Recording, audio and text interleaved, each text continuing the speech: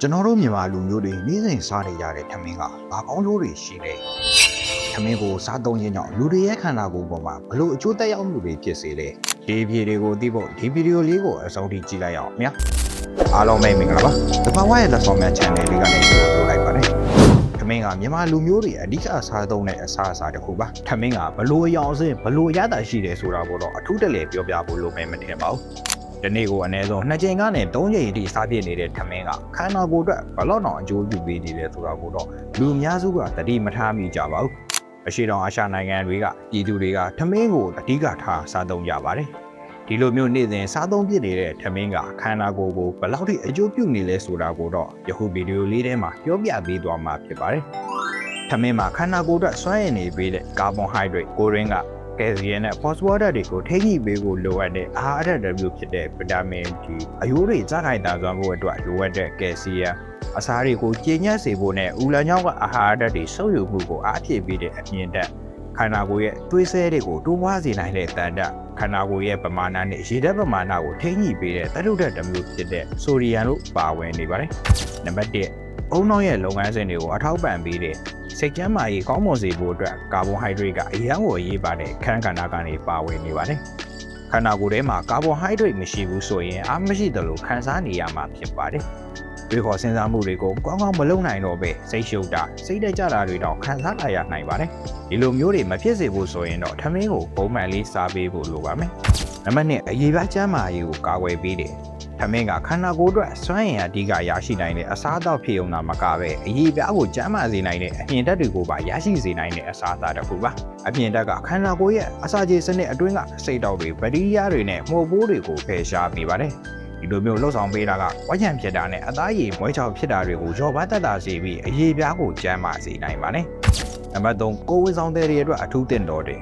ကိုယ်ဝန်ဆောင်ချိန်မှာဗီတာမင် D ချိုးတဲ့သူတွေအနေနဲ့သွေးတိုးဖြစ်တာနဲ့ကိုယ်ရင်ကထိခိုက်ပျက်စီးတာတွေဖြစ်နိုင်ပါတယ်ကိုယ်ဝန်ဆောင်ကာလမှာထမင်းကိုအသင့်နဲ့စားသုံးပေးမယ်ဆိုရင်အခုပြောပြခဲ့တဲ့ပြဿနာတွေကနေကင်းဝေးစေမှာဖြစ်ပါတယ်ဒါပေမဲ့ကိုယ်ဝန်ဆောင်ချိန်မှာအဝတ်မလွန်ဖို့လည်းအလွန်အရေးကြီးပါတယ်ဒါကြောင့်ထမင်းကိုအများကြီးမစားဖို့တော့ပြောချင်ပါတယ်နံပါတ်4နှလုံးကျန်းမာစေနိုင်တဲ့ထမင်းမှာကာဗွန်ဟိုက်ဒရိတ်ကြွယ်ဝစွာပါဝင်တဲ့အပြင်နှလုံးကျန်းမာစေနိုင်တဲ့ဓာတ်တိုးဆန့်ကျင်ပစ္စည်းတွေနဲ့ခန္ဓာကိုယ်အတွက်အကျိုးပြုတဲ့ကိုလက်စထရောတွေပါဝင်နေပါတယ်နံပါတ်5အဆီမတက်စေဘူးအချို့သူတွေကထမင်းစားရင်အဆီတက်တယ်လို့ထင်နေကြပါတယ်တကယ်တော့မဟုတ်ပါဘူးထမင်းကကာဗွန်ဟိုက်ဒရိတ်ပါဝင်မှုများတယ်ဆိုပေမဲ့လိုတလောက်ပဲစားရင်ကိုလေးချိန်ကိုထင်တလောက်မတက်စေပါဘူးထမင်းမှမဟုတ်ပါဘူးတခြားအစားအစာတွေကိုအလွန်ကျွံစားရင်ဘယ်စားစာမဆိုကိုလေးချိန်တက်စေနိုင်တယ်ဆိုတာကိုတော့သတိရပေးပါနံပါတ်6အယိုးယူဘက်တီးရီးယားတွေကိုဖြစ်ပေါ်စေတဲ့ထမင်းမှာဥမာအိကျမ်းမာရေးကိုများစွာအထောက်အကူပြုတဲ့အကျိုးပြုဘက်တီးရီးယားတွေပေါက်ဖွားလာအောင်ပြုဆော်ပေးနိုင်စွမ်းရှိပါတယ်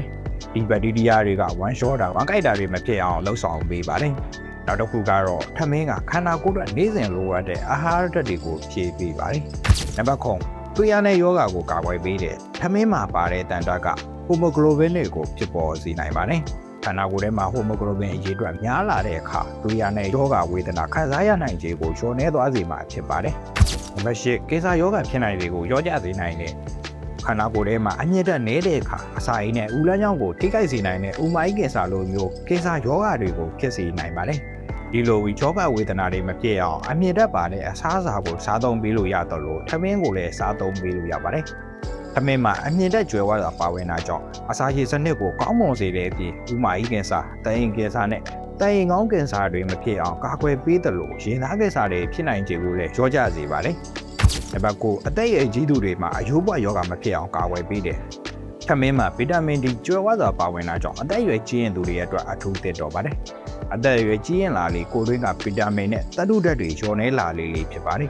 ်ဒါကြောင့်အသက်အရွယ်ကြီးရင်လာသူတွေကိုကျန်းမာနေစေဖို့အတွက်ဗီတာမင် D ပြည့်ဝအောင်လှုပ်ဆောင်ပေးဖို့လိုပါတယ်။နေရောင်ခြည်ကနေလည်းဗီတာမင် D ရနိုင်တယ်လို့ထမင်းကနေလည်းဗီတာမင် D ရနိုင်ပါတယ်။ဒါကြောင့်အသက်အရွယ်ကြီးရင်လာသူတွေမှာအယိုးပွားယောဂမဖြစ်စေဖို့အတွက်ဗီတာမင် D ရရှိအောင်ထမင်းကျွေးလို့ရပါတယ်။ထမင်းကကျန်းမာစေတာမှန်ပေမဲ့စီးယိုလိုမျိုးကျန်းမာရေးပြဿနာရှိသူတွေဆိုရင်အများကြီးမစားသင့်ပါဘူး။နောက်တစ်ချက်ကတော့ပေါင်းဝန်းနဲ့ချက်တာရေကမ်းချက်တာမျိုးတွေမစားဘဲငှက်ချက်တာမျိုးကိုစားပေးဖို့အကြံပြုချင်ပါတယ်